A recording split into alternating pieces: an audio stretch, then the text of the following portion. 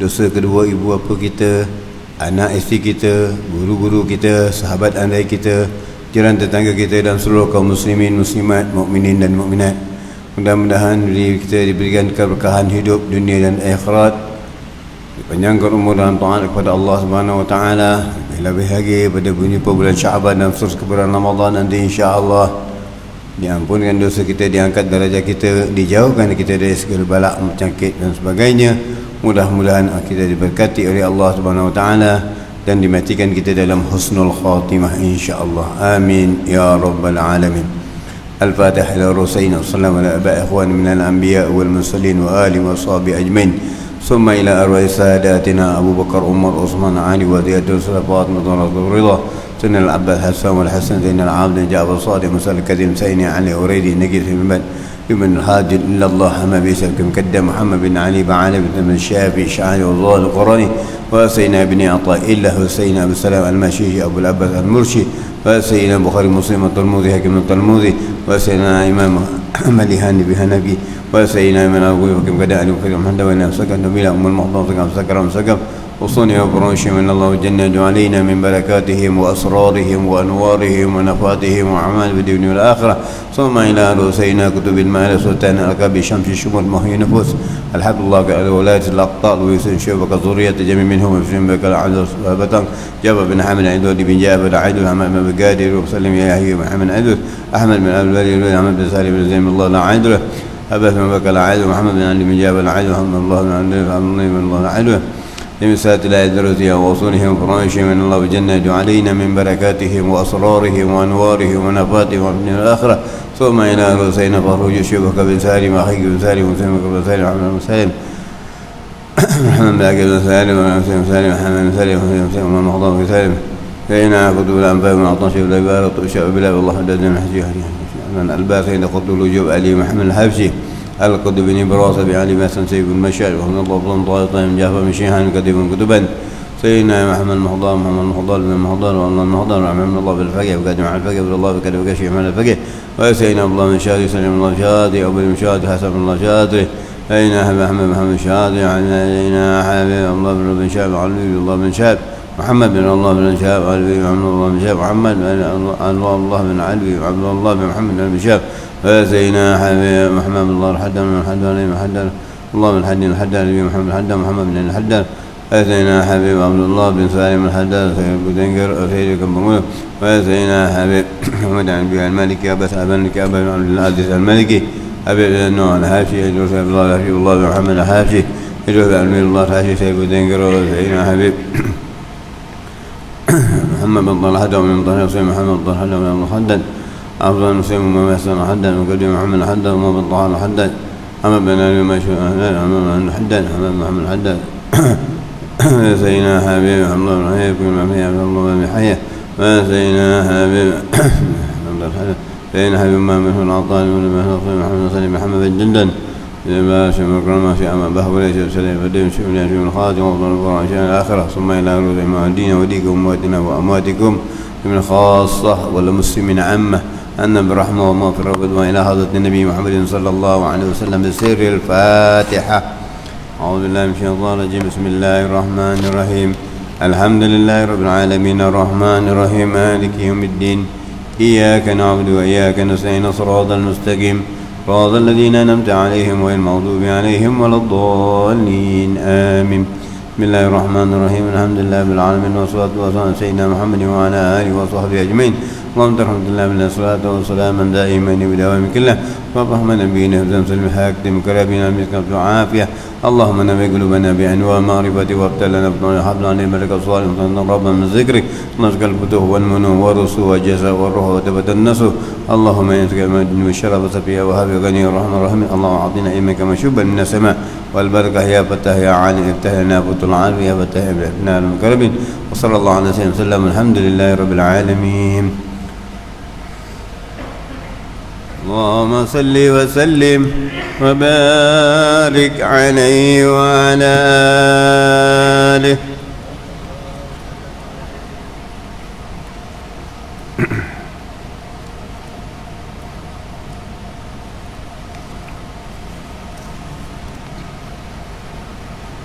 الله الله الله الله الله الله لا إله إلا الله الله الله الله الله الله الله لا إله إلا الله أتيناك بالفقر يا ذا الغنى وأنت الذي لم تزل محسنا الله الله الله الله الله الله لا إله إلا الله وعاوتنا كل فضل عسى يدوم الذي منك وعدتنا الله الله الله الله الله الله لا إله إلا الله إذا كنت في كل حال معي فمن عمل ذا أنا في غنى الله الله الله الله الله الله لا إله إلا الله رعيناك في كل أمر بدا وليس من الأمر شيء لنا الله الله الله الله الله لا إله إلا الله فيا رب صل على المصطفى صلاة تكون شفاء لنا الله الله الله الله الله لا إله إلا الله ويا رب صل على المصطفى صلاة تكون أمانا لنا الله الله الله الله الله لا إله إلا الله اللهم صل وسلم وبارك عليه وعلى آله بسم الله الرحمن الرحيم نويت التعلم والتعليم والتذكر والتذكير والنفع والاستفادة والحث على التمسك بكتاب الله وسنة رسوله ودعاء إلى الهدى ودلالة على الخير وابتغاء وجه الله ومرضته وقربه وثوابه ولا حول ولا قوة إلا بالله العلي العظيم صلى الله على سيدنا محمد النبي الأمي وعلى آله وصحبه وسلم والحمد لله رب العالمين الحمد لله بسم الله الرحمن الرحيم سبحانك علم لنا إلا ما علمتنا إنك أنت العليم الحكيم ربي اشرح لي صدري ويسر أمري واحلل عقدة من لساني يفقهوا قولي. Alhamdulillah, rasa saya ini malam pertama untuk kita membuka pengajian di sini. Ini kita rancangkan di sini insya-Allah kitab yang dikarang oleh sahib ratib Al-Habib Abdullah bin Alawi Al-Haddad yang dinamakan Risalatul Sabilil Azkar wal I'tibar, iaitu dalam bahasa Melayunya peringatan tentang umur insan. insya-Allah bagi kita yang telah berumur dan sebagainya. Jadi kitab ini adalah seelok-elok kitab yang akan kita baca bersama-sama dan kita mengambil iktibar dari apa yang dikarang oleh tuan pengarang Al-Habib Abdullah Al-Haddad. Dan sebelum kita memperkenalkan karangan beliau, suka kita sedikit nanti insya-Allah bacakan tentang manaqib beliau, iaitu siapakah beliau Abdullah Al-Haddad, yang mana keadaan beliau yang masih muda, yang dalam umurnya dalam umur 10 tahun dalam keadaan beliau buta, beliau menimba tiap-tiap perigi di Hadramaut itu, di Tarim itu, beliau menimba perigi di Tarim itu setiap malam. Dengan tiap perigi, tiap masjid yang ditimba akan airnya, beliau salat 2 rakaat. Jadi di Tarim itu kira-kira ada 100 masjid, dan setiap malam umur beliau tatkala itu baru 10 tahun, beliau telah salat 200 rakaat satu malam. Kita 3 rakaat witir pun payah, 3 rakaat witir pun susah nak bangun. Ingatkan perbezaan kita dengan mereka-mereka ini, yang mana mereka ini diberikan kedudukan oleh Allah Subhanahu Wa Taala. Tidak mustahil bagi kita untuk Allah berikan kedudukan dan mencapai seperti mereka, insya-Allah, dengan usaha kita, dengan dengan mujahadah kita, berserah kepada Allah Subhanahu Wa Taala. Mudah-mudahan apa yang sekurang-kurangnya sedikit dari mereka yang mereka dapat, mereka rasai, Allah beri sedikit daripada apa yang mereka punyai itu, yang mereka dapat itu, kemanisan yang kita dapat bersama. Walaupun tak dapat banyak, dapat sedikit, kemanisan itu pun jadilah. Jadi mudah-mudahan dengan ini Habib Abdullah Haddad, yang mana murid kepada Al-Habib Umar Abdul Rahman Attas, juga sahibul ratib, beliau menghormati gurunya luar biasa. Bagaimana dikatakan oleh murid-muridnya, ya Habib Abdullah, wahai guruku, Tuan telah mengarang banyak kitab, sedangkan guru Tuan Al-Habib Umar bin Abdul Rahman tidak mengarang satu kitab pun. Maka apa kata Habib Abdullah, cukup bagi guruku Al-Habib Umar itu mengarang aku. Satu aku yang dikarang ini memadai seluruhnya.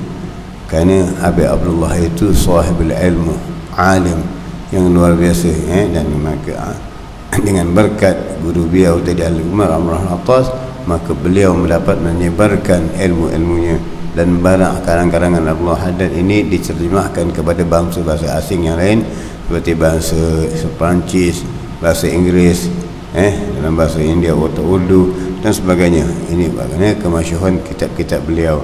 Jadi alhamdulillah pada malam ini insya-Allah kita berpeluang membaca muqaddimah dari kitab beliau. Mudah-mudahan sedikit dari ini kita mengambil renungan, mengambil iktibar apakah yang akan dipesankan oleh beliau kepada kita.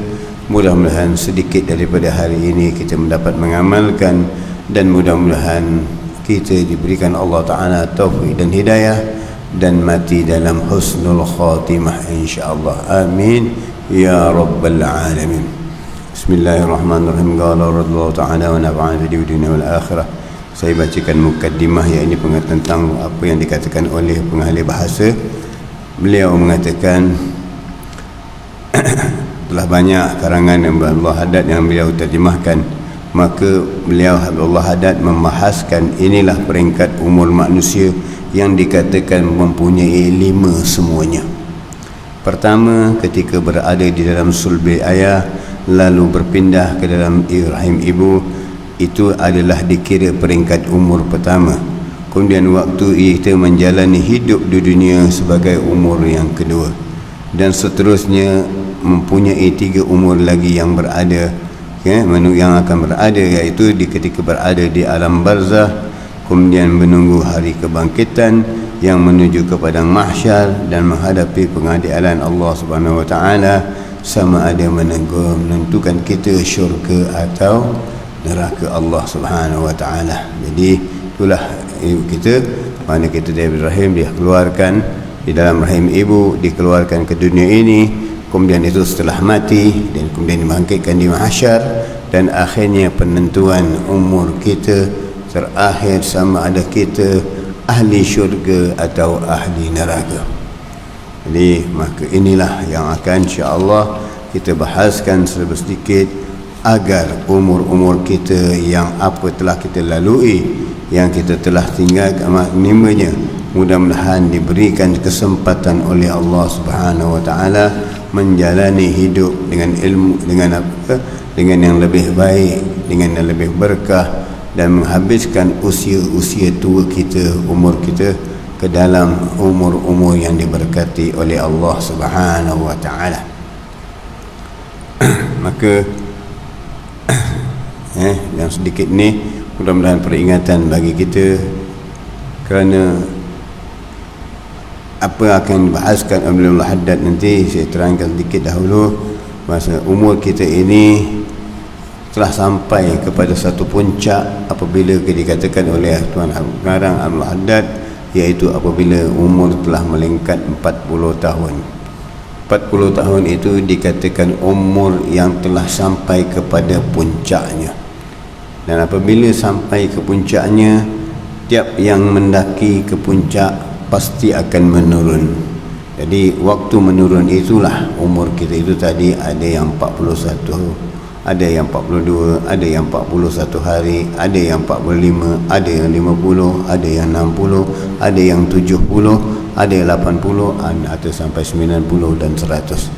Maka itu dibagikan lagi oleh Al-Haddad dengan peringkat umur itu, yang dimanakan dikatakan umur di antara lahir kita sampai kepada umur anak-anak, iaitu umur kita dalam keadaan anak-anak, iaitu dalam umur 15 tahun. Setelah 16 tahun sampai 35 dikatakan umur kita yang remaja. Dari 36 sampai kepada 55 dikatakan umur dewasa. Dan daripada 56 sampai 79, 80 dikatakan umur tua. Dan setelah 81 sampai 90 seterusnya dikatakan umur yang tua bangka. Jadi di manakah posisi bagi kita sekarang kita berada? Di peringkat umur mana kita berada sekarang? Masing-masing telah boleh mengukur keadaan umur kita itu, di mana mereka berada. Di peringkat pertama telah berlalu antara usia dari lahir sampai ke 15 tahun dah habis.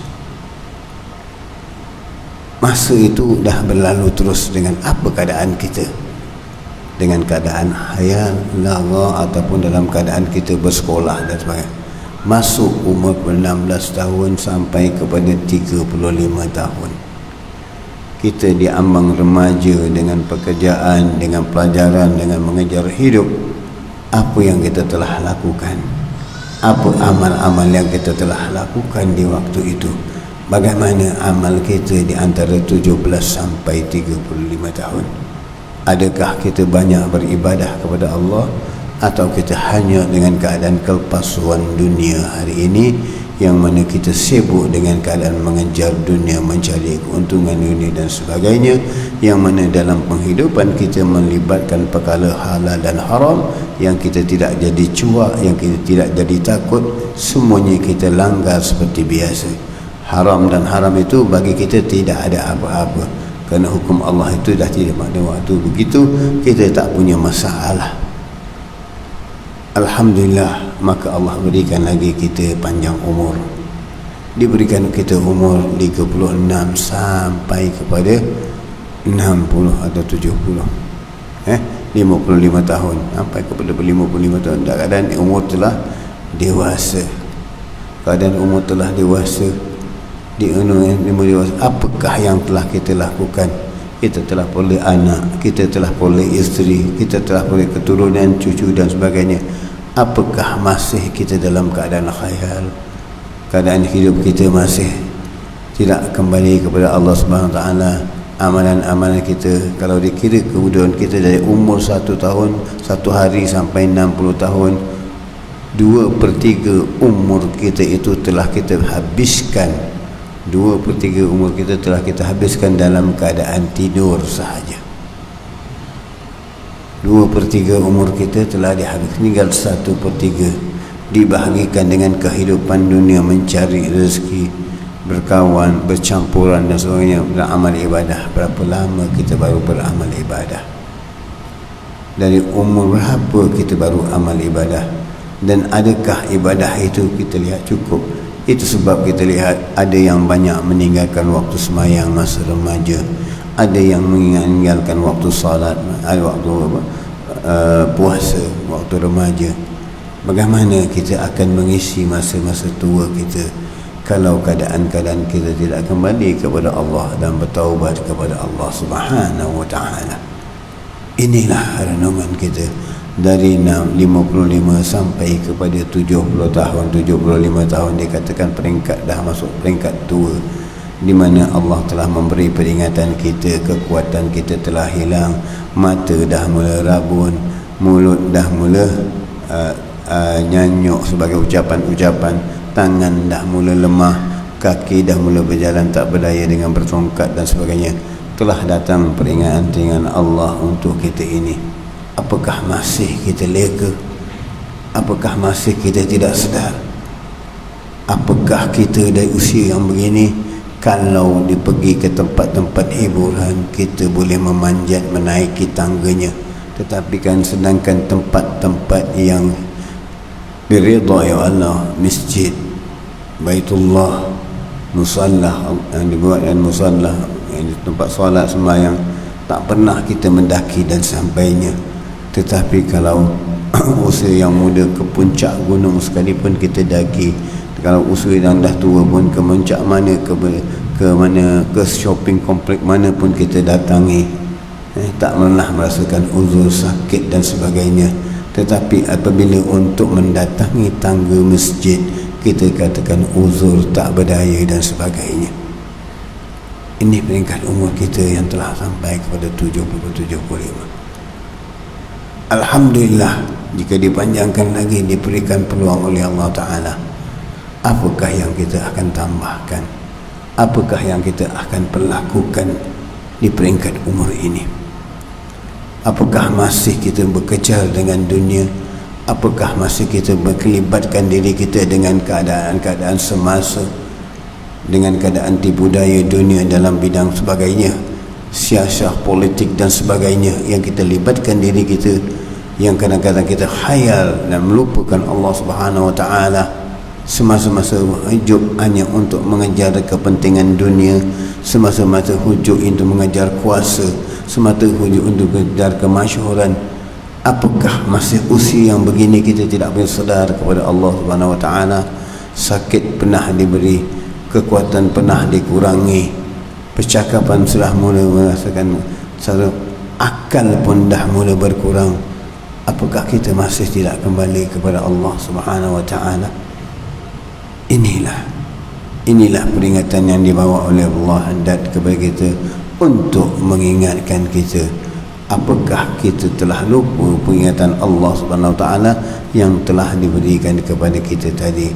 Rambut yang hitam telah mula beruban, gigi yang penuh dah mula rongak dan tak kuat lagi menggigitnya, mata yang kurang dah menjadi kabur, penyakit dah macam-macam dalam badan, ada kelang gula, ada batu karang dan sebagainya. Alhamdulillah, beruntung kita tak payah lagi beli gula banyak-banyak, dalam badan dah ada kelang gula sendiri. Ini semua peringatan Allah kepada kita, dan kita dapat penyakit zahir ini kita takuti dan kita amati dan kita teliti supaya penyakit ini hindar dengan ikhtiar, bermacam-macam ikhtiar, membeli obat, menjaga pantang larang dan sebagainya. Tujuannya untuk memulihkan kesihatan dan mendapatkan keadaan yang seperti biasa untuk bersenang lenang. Tapi pernahkah kita di usia yang begini rupa mula berikhtiar memperbaiki amal ibadah, muhasabah diri kita? Hasibuhum qabla tuhasibukum, kiralah dirimu sebelum kamu dikira nanti. Apakah kita lakukan setiap pagi dan petang, waktu kita bangun, waktu kita tidur, waktu kita bangun, waktu tengah hari, waktu petang dan waktu malam? Apakah amal ibadah kita yang telah kita lakukan? Di usia yang begini kata orang usia dah mula senja. Usia dah mula senja, tak lama lagi akan terbenam matahari. Kita akan meninggalkan dunia. Apakah bekalan kita masih sibuk dengan urusan-urusan dunia? Apakah kita kaji diri kita sendiri? Apakah persiapan kita? Sedangkan orang yang berjalan jauh, nak ke mana-mana dengan perjalanan jauh, ada punya bekalan. Jika dulu orang-orang yang berjalan dengan unta dan sebagainya perlu bekalan yang banyak, supaya tidak haus di padang pasir. Begitu juga kita di dunia ini, untuk berjalan jauh perlu perbelanjaan yang banyak, perlu keluarkan modal, perlu belanja dan sebagainya. Apakah perbelanjaan kita untuk membeli syurga Allah Subhanahu wa ta'ala? Tadi kita berbelanja di dunia untuk sampai ke destinasi yang kita nak tuju, London, Korea, sebagainya. Tetapi sekarang destinasi kita, apakah yang kita belanjakan umur kita untuk sampai kepada keredaan Allah Subhanahu wa ta'ala hari ini? Apa yang kita belanjakan? Kalau dengan destinasi-destinasi dunia, tempat yang kita nak pergi, baik melancong dan sebagainya, kita banyak keluarkan belanja, banyak keluarkan uang. Tetapi destinasi syurga yang paling mahal sekali, yang tidak ternilai harganya di sisi Allah Subhanahu wa ta'ala, yang tak dapat manusia bayangkan dan lintaskan di hati, tak punyakah kita rasa ingin mencapai dengan tidak perlu modal? Modal kita hanya mohon kepada Allah Ta'ala sihat walafiat, beramal. Tak perlu dibayar kepada malaikat. Tasbih tak perlu dibayar. Quran tak perlu dibayar. Tetapi maksiat sesuatu yang kita nak lakukan semua dibayar, mengeluarkan uang. Ini ibadah kepada Allah tidak pernah dibayar. Dulu waktu muda kita berjalan ke sana kemari untuk sambung, untuk pergi ke tempat-tempat maksiat, berbelanja, mengeluarkan belanja. Hari ini kita masuk ke Baitullahil Haram, ke Baitullah Subhanahu wa ta'ala, bait Allah Subhanahu wa ta'ala, kita tak pernah belanja satu pun. Kita tak keluar modal lagi. Hanya kita meletakkan diri ke harapan kepada Allah Subhanahu wa ta'ala, cuma meminta kepada Allah menerima taubat kita. Innallaha yuhibbut tawwabin wa yuhibbul mutatahhirin. Allah sungguh senang pada orang yang bertaubat, dan Allah senang dengan orang-orang yang membersihkan dirinya. Innallaha yuhibbut tawwabin wa yuhibbul mutatahhirin. Allah senang dengan hamba-Nya. Tak payah bayar dengan Allah SWT apa-apa. Bayarnya dengan keredaan hatimu, dengan kesenangan hatimu untuk balik kepada Allah Subhanahu wa ta'ala, balik kesedaran kepada Allah Subhanahu wa ta'ala, menghisabi dan muhasabah diri kita. Apakah kehidupan yang kita telah lalui sebelum kita sampai kepada satu peringkat yang dikatakan sakaratul maut, yang mana waktu itu telah ditutup pintu taubat, tak diterima taubah lagi. Dua tempat yang tak diterima taubah. Satu, apabila nyawa dah sampai garah-garah, taubah dah tak ada bagi kita lagi, dah ditutup oleh Allah SWT. Kedua, apabila akan naik matahari dari barat dan tenggelamnya di timur. Akan berlaku satu masa, satu hari saja sekali dalam dunia ini akan berlaku matahari naik dari barat. Itu satu kali saya berlaku. Setelah itu perolehan seperti biasa. Ini mengingatkan manusia, waktu itu taubah tidak terima. Penyesalan apa pun yang kamu lakukan tidak diterima. Maka sebab itulah para solihin di setiap malam Jumaat, kerana hadis Nabi SAW, tidak akan naik matahari dari barat melainkan pada hari Jumaat, dan tidak akan kiamat dunia ini pada hari Jumaat. Cuma hari Jumaat yang bila kita tak tahu, tak diberitahu Jumaat ini Jumaat akan datang. Bagaimana kita yang dahulu pernah meramalkan, pada 2020 akan berlaku kegelapan dunia Tuhan. Ini kita manusia, kita menentukan kerja Allah, bukan. Jadi kita dah menentukan akan berlaku Tuhan. Ini kehendak Allah. Kita cuma membaca dan mengingati sahaja. membuat persediaan saja. Menentukan tarikhnya bukan kita, tapi ada yang menentukan, oh pada 2020 pada tepat bulan Ramadan akan datang ini akan berlaku kegelapan dunia. Bukan, memang ada tentang hadis dalam alam Al-Quran, tapi tidak tentu masanya. Jadi kita seolah-olah lebih tahu apa yang ditakbirkan oleh Allah Subhanahu Wa Taala. Jangan kita mendahului Allah Subhanahu Wa Taala. Kita lemah hamba yang tak ada upaya. Cuma itulah Nabi berpesan, tidak akan berlaku kiamat di dunia ini melainkan pada hari Jumaat, dan tidak akan berlaku naik matahari dari barat dan tenggelam bertimur sekali saja pada hari Jumaat. Jadi sebab itu kalau hari Jumaat, binatang-binatang malam Jumaat dah rasa sedih, menangis, kerana takut malam tu, malam Jumaat itu akhirnya dunia besok hari Jumaatnya. Tapi manusia kita tidak pernah sedih, tidak pernah menangis. Bagaimana Allah berfirman dalam Al-Quranul Karim, ya ayyuhalladzina amanu qu anfusakum wa ahlikum nar wa quduha an-nas wal hijarah. Wahai orang-orang yang beriman, jagalah, peliharilah diri kamu dan keluarga kamu dari api neraka, yang mana bahan bakarnya adalah manusia dan batu. Manusia dan batu ini di zaman Rasulullah SAW, batu pernah menangis sampai kering, batu tidak mengeluarkan air lagi, menangis kerana mendengar ayat ini. Tapi manusia tidak pernah menangis.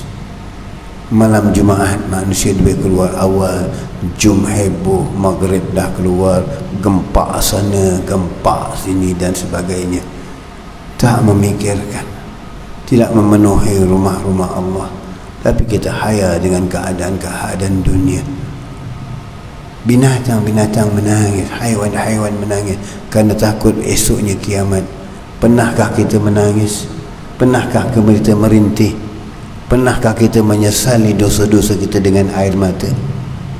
Tak pernah. Kita mengeluarkan air mata semata-mata kerana kita tak dapat memiliki sesuatu, atau terlepas sesuatu, atau kehilangan sesuatu. Itu yang kita menangis. Tetapi kita tidak pernah menangis umur-umur yang telah kita tinggalkan berapa lama, dan hanya baki umur-umur yang sedikit saja lagi yang tinggal kepada kita. Kita tidak pernah menangis meratapinya. Apakah umur-umur yang telah lalu, yang apa aku lakukan, apa yang aku amalkan, apa yang aku perbuatkan dengan umur yang dahulu. Aku terlibat dalam zina, aku terlibat dalam maksiat, aku terlibat dalam minum arak, aku terlibat dalam pengkhianatan, aku terlibat dalam menzalimi manusia. Apakah kita pernah fikir tentang itu? Maka ini yang kita muhasabah, merenung, menghisap diri kita. Jangan umur yang sebaki, yang sedikit ini kita habiskan lagi dengan yang lain, yang tidak berguna. Maka sebab itu Allah menyayangi umat Rasulullah sallallahu alaihi wasallam, khususnya umat Muhammad sallallahu alaihi wasallam. Allah paling cinta dan paling sayang. Maka akan dibahaskan dalam kitab ini nanti tentang kemuliaan umat-umat Rasulullah dibandingkan dengan Nabi Musa, yang mana Nabi Musa mengharapkan apa yang diberikan kelebihan kepada umat Muhammad diberikan kepada umatnya, tapi Allah mengatakan tidak sama sekali. Bagaimana Allah memberikan kepada kita satu malam lebih afdal, satu malam lebih afdal dari 1000 bulan. Bagaimana Allah Ta'ala berfirman dalam Al-Quran Al-Karim, Bismillahirrahmanirrahim, Inna anzalnahu fi lailatul qadr wa ma adraka ma lailatul qadr lailatul qadri khairum min alfi syahr tanazzalul malaikatu wa ruhu fiha bi idzni rabbihim min kulli amr salamun hatta matla'il lailatul qadri khairum min alfi syahr. Malam, satu malam di bulan, malam dari bulan Ramadan, iaitu malam Lailatul Qadar, lebih afdal dari 1000 bulan. Allah sayangkan umatnya diberikan ganjaran yang seperti ini untuk kita. Kenapa kita tak cari? Kenapa kita tak ambil? Kenapa kita tidak teliti? Dan kenapa kita tidak ambil bahagian-bahagian ini? Kalau kita pergi shopping komplek, 1 dalam 5, 1 dalam 3, 1 dalam 2 kita nak beli. Ini Allah beli 1 dalam 1000. Kenapa kita tak ambil? Kenapa tidak kutip? Malam Lailatul Qadar 10 malam terakhir dari bulan-bulan Ramadan, Rasulullah beriktikaf di masjid, jalankan amal ibadah. Kita di bulan Ramadan sudahlah tidak beriktikaf, tapi membazirkan umur kemana pergi, menghayal, cari langsi, cari itu, cari ini dan sebagainya. Kenapa tidak buat persiapan awal di bulan Ramadan kita dapat beramal? Ini yang kita fikirkan, muhasabah diri kita, tentukan diri kita di mana keadaan kita, kerana tidak lama lagi akan sampai dah sampai bulan Syaban dan akan sampai malam nisfu Syaban, dan setelah sampai malam nisfu Syaban akan akhirnya sampai kepada awal Ramadan. Malam nisfu Syaban adalah malam penentuan umur kita. Adakah kita masih hidup di dunia yang akan datang untuk dari Syaban yang akan datang ini akan bertemu dengan Syaban yang akan satu lagi yang akan datang, atau Syaban ini dan setelah Ramadan atau sebagainya sebelum Syaban yang akan datang kita telah masuk ke dalam lubang barzakh, kita telah masuk ke dalam lubang kubur. Jadi kita tak tahu, tak ada penentuannya bila ajal kita. Kalau kita yakin insya-Allah Syaban ini dengan Syaban yang akan datang akan saya jumpa, alhamdulillah. Kalau kita tahu, tapi kita tidak tahu. Kita tidak tahu. Maka apabila kita tahu yang kita termaktub di dalam umul kitab dan tercatat dari Allah Taala di Lauhul Mahfuz, kemudian dikeluarkan kepada kita, orang ini, fulan ini tahun ini meninggal dunia, maka dah dimasukkan kita di dalam ahli barzakh. Cuma kita hidup di dunia dalam keadaan biasa, tapi dah dikenal sebagai ahli barzakh, kerana umur kita tidak akan bertemu, dia akan datang Syaban yang akan datang. Maka kita tidak tahu. Maka apabila tidak tahu, buatlah persiapan, buatlah bekalan, buatlah apa yang sebaiknya untuk kita menghadapi sakaratul maut, untuk kita menghadapi sakaratul maut supaya kita mendapat husnul khatimah. Ini peringatan bagi kita bagaimana kalau kita nak berjalan, bawa anak-anak nak pergi shopping ataupun nak pergi apa kata orang, makan angin di luar negara, nak makan angin ke luar negara. Jadi mesti siapkan bekalan, makanan, duit yang cukup, pasport dan sebagainya. Contoh yang saya beri. Kemudian pesawat tuan agak-agak pukul 7 pagi. Pesawat tuan pukul 7 pagi untuk berlepas. Tuan dari Melaka. Agak-agak jam berapa kita nak bertolak, berjalan pergi ke airport, kerana apabila sampai ke terminal antarabangsa tidak kurang daripada 2 jam untuk check in. Betul atau tidak? Betul? 2 jam sebelum untuk check in. Jadi sebelum check in 2 jam, bermakna tuan nak berlayar pukul 7 pagi, berangkat 7 pagi, maknanya tuan kena bangun pukul 5. Dan apabila bangun pukul 5, maka tak akan sempat. Jadi tentu nak kejut anak-anak keluarga, 2 jam perjalanan dari Melaka ke Kuala Lumpur untuk sampai ke lapangan terbang, mesti lebih awal, mesti bangun kurang lebih pukul 3 pagi ataupun malam tu tak tidur. Betul tak? Betul tidak? Kerana nak siapan untuk nak berangkat besok pagi, pesawat pukul 7 pagi. Kalau tak dapat, pesawat terlepas, tak boleh masuk, check in tak boleh, apa tak boleh. Jadi awal kita bangun, maka mengingatkan anak-anak, mengingatkan isteri kita, jangan tidur malam ni, jaga-jaga. Besok kita mesti nak lepas pukul 5 pagi, pukul 3 pagi nak berangkat Kuala Lumpur, pukul 5 pagi nak check in. Pernahkah kita fikir pukul 3 pagi yang telah lalu, 50 tahun yang lalu, 20 tahun yang lalu, kita bangunkan anak-anak isi kita dalam keadaan bangun ya fulan, salat tahajud. Pernahkah kita merasakan begitu? Tapi yang kita rasakan untuk berjalan menuju ke destinasi dunia, kita ingatkan anak-anak kita jangan tidur. Siap sedia, kalau tidur kita terlambat sampai airport, kita dapat check in, kau aku ampun, engkau aku marah. Betul atau tidak? Benar bukan? Kita kita bersiap. Tapi pernahkah kita terlintas di hati kita selama apa yang kita hidup ini, pernahkah kita kejut anak dan isteri kita, bangun nak salat tahajud, bangun nak salat subuh aja? Tak pernah. Tetapi nak menuju ke destinasi dunia kita, bangunkan cepat. Menuju destinasi akhirat, tak pernah kita panggil dan kejut mereka. Bagaimana kita? Apa yang akan kita jawab dengan Allah Subhanahu Wa Taala? Apa yang akan kita dipersoalkan oleh Allah Subhanahu Wa Taala? Setelah tolak, siap pukul 3 bangun anak-anak, ada yang lambat, cepat. Kau cepat, kalau tak lambat kan ayah mahu. Bangun. Ada yang leceh, ada yang begini. Kalau anak kecil macam-macam hal. Sampai ke airport, sampai kaunter dah tutup untuk check in. Agak-agak bagaimana tuan? Bila kaunter tutup check in, tak boleh berlepas, agak-agak bagaimana ayah punya tindakan kepada anak-anak?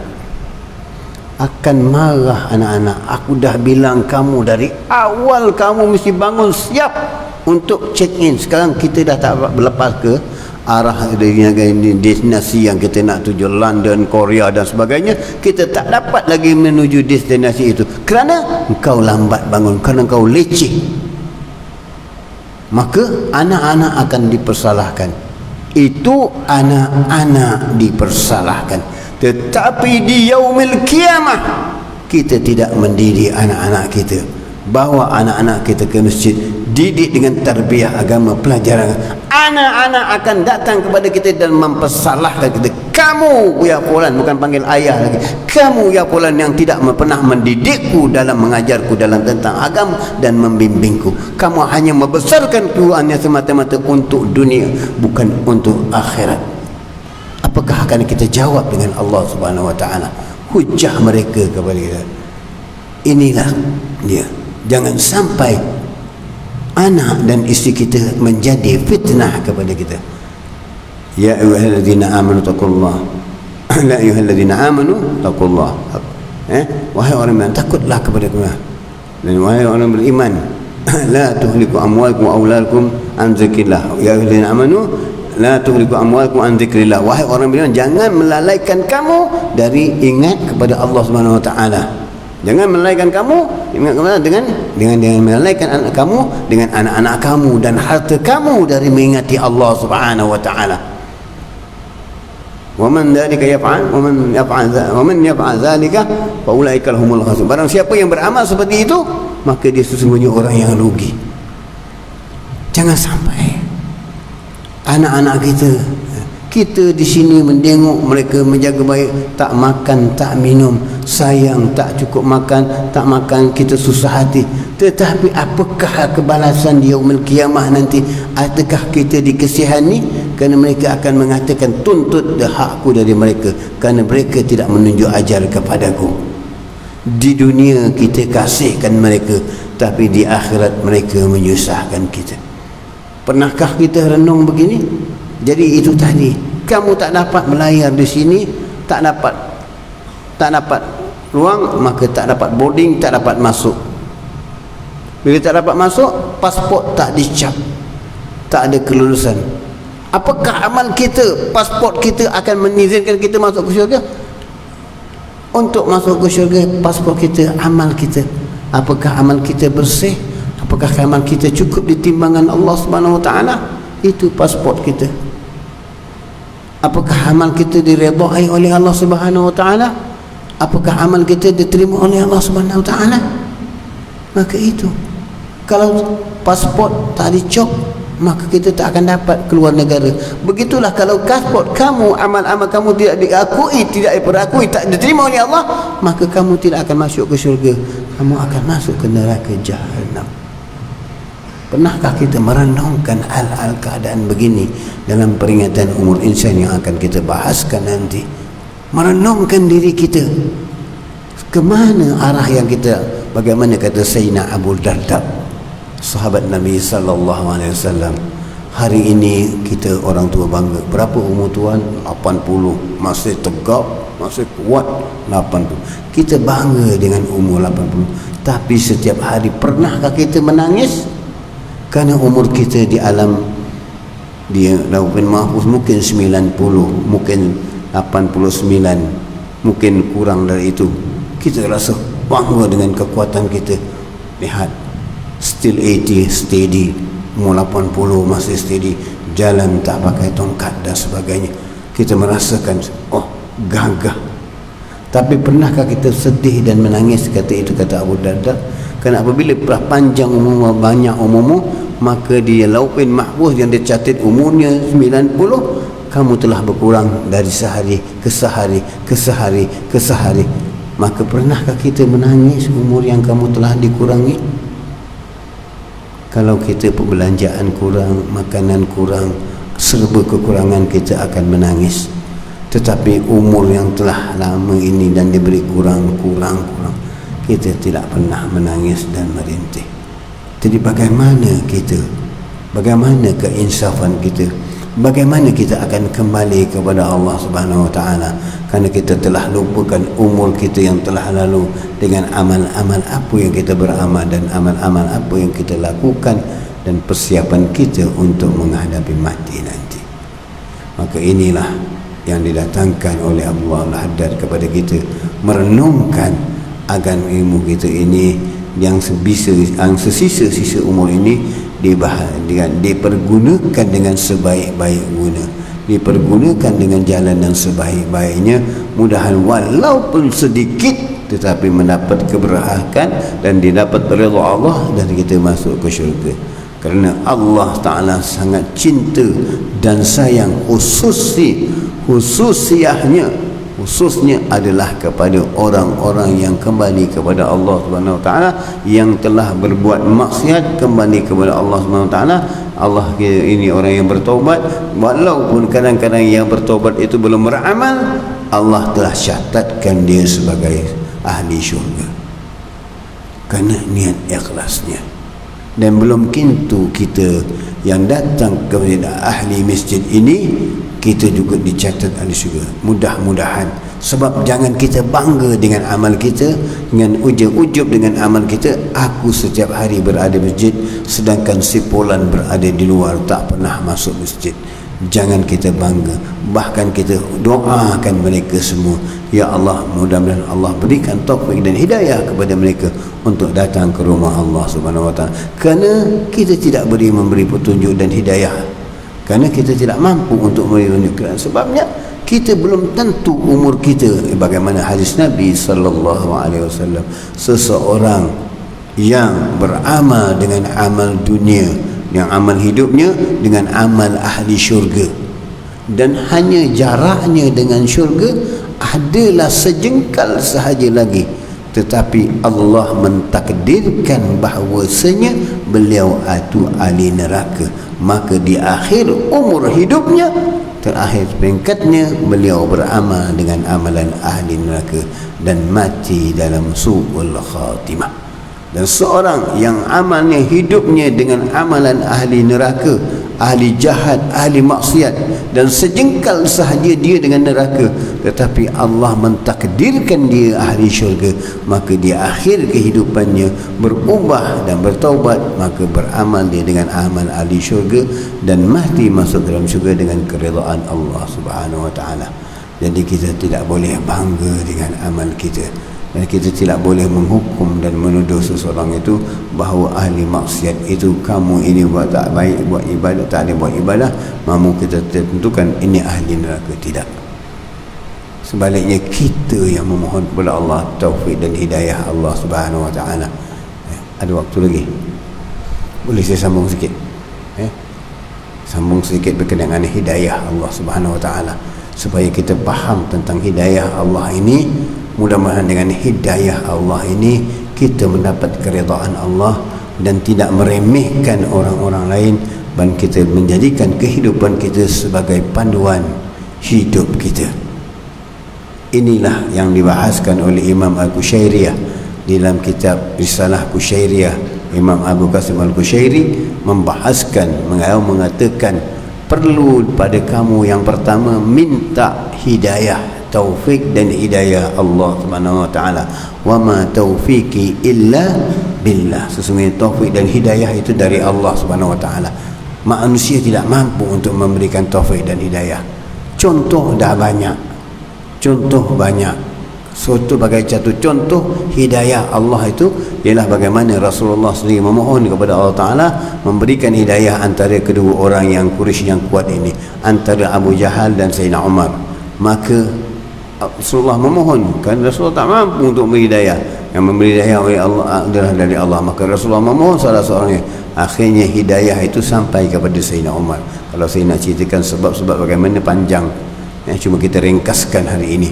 Jadi hidayah Rasulullah mohonkan. Begitulah yang Allah tunjukkan kepada Nabi Ibrahim. Nabi Ibrahim bila tahu dibawa risalah Islam, maka Namrud marah. Namrud marah.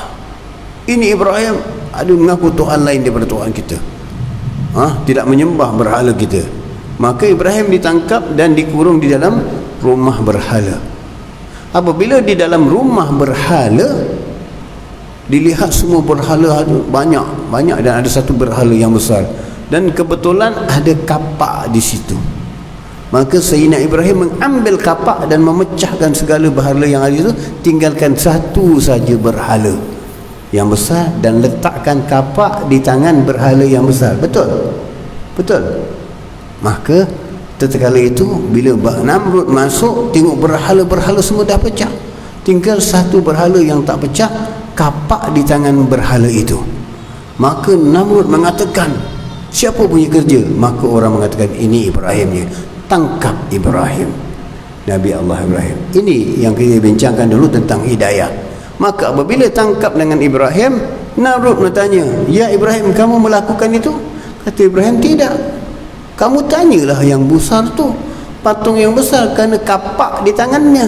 Kau gila ke Ibrahim? Kau gila atau kau bodoh ke Ibrahim? Batu itu tidak boleh berkata-kata. Maka kenapa aku nak bertanya dengan dia? Kalau kau dah tahu batu tak boleh berkata, tak memberi manfaat, kenapa engkau sembah? Inilah yang terjadi kita hari ini. Kita punya ilmu yang banyak, tapi kita tak boleh memanfaatkan. Ada engineer, ada insinyur, ada saintis, belajar ilmu yang tinggi-tinggi, tapi tetap dengan pekerjaan berhala. Begitulah sebagainya kita memberhalakan berhati dalam kita dan diri kita. Begitulah kita tak punya hidayah, kita tak punya apa. Maka inilah yang kita sembah kita untuk kita, ialah orang Islam tak akan menyembah berhala, tetapi menyembah hawa nafsu dalam dirinya, menyembah kepada manusia yang kononnya memberikan manfaat kepada mereka. Inilah yang kita takut, kerana Allah telah meyakinkan kepada diri kita bahawa rezekimu tetap ada, walaupun di mana, walaupun apa keadaan sekalipun, rezekimu tetap ada selagi kamu hidup dan bernyawa. Wa ma min kulli dabbatin fil ardi illa rizquha, kata Allah SWT. Segala yang melata di bumi ini aku jamin rezekinya, kata Allah. Kenapa kita takut dengan rezeki? Kenapa kita was-was dengan rezeki? Maka kita menyembah manusia sebagai Tuhan kita, menyembah orang-orang yang tertentu yang boleh harapkan menolong kita, membantu kita, padahal penyembahan kita hanya kepada Allah Subhanahu wa ta'ala. Inilah yang kita nak cari. Inilah hidayah yang kita minta Allah berikan kepada, kerana kita menyembah yang hidup yang tak akan mati. Sebaliknya hari ini kehidupan kita menyembah yang hidup yang akan mati. Inilah yang kita nak fikirkan. Inilah perbahasan hidup dunia kita hari ini, yang kita leka dengan keadaan yang begini, sampai kita hayal dengan keadaan dunia dan lupa segala-galanya, lupa taufik hidayah dari Allah. Itulah tadi, lihat kepada Sayyidina Ibrahim, tanyalah kepada batu itu yang besar, kerana itu yang besar yang pegang kapak, tapi tak boleh berkata-kata. Jadi apabila orang yang tidak punya hidayah, yang tidak diberi oleh hidayah, kemungkaran atau kesesatan atau kesalahan, mereka tak pandangan itu satu kesalahan, mereka tetap menegakkan itu adalah satu kebenaran bagi mereka, kerana tak punya hidayah. InsyaAllah banyak perkara yang kita akan bahaskan nanti. Yang sedikit pada malam ini, mudah-mudahan Allah Ta'ala mengampunkan dosa kita, memberikan hidayah kepada kita, dan mudah-mudahan bulan-bulan Syaban yang mulia ini dan kepada bulan Ramadan diberi kita beramal dengan amal-amal yang saleh dan kita mendapat keridaan dari Allah Subhanahu wa taala. Amin ya rabbal alamin. Bismillahirrahmanirrahim. Alhamdulillahirabbil alamin. Wassalatu wassalamu ala sayyidina Muhammadin wa ala alihi wa sahbihi ajma'in. Rabbana anfa'na bima 'allamtana, rabbi amnil ladzi yanfa'una, rabbi faqihna wa faqih ahlana wa qarabatil lana fi dinina ma ahli kutri untha wa dhakar. Rabbi wafiqna wafiqhum lima tardadi qawlan wa fi'lan karama warzuqi kulla halalan daima wa akhilla akiya ulama nahdha bi khairi wa nuhfa kulla syar. Rabbana aslih lana kulla syuyun wa aghra bir ridha minkal uyun waqdi anna rabbana kulla duyun qabla an ta'tiyana rusulul manun waqbidu anta akraman satar. Wassalatullahi taghshal mustafa man hilal haqqi da'ana wal wafa bi kitabi fil linnas shiba wa 'ala al ali kirami syurafa wa 'ala sahbil masabihil urar.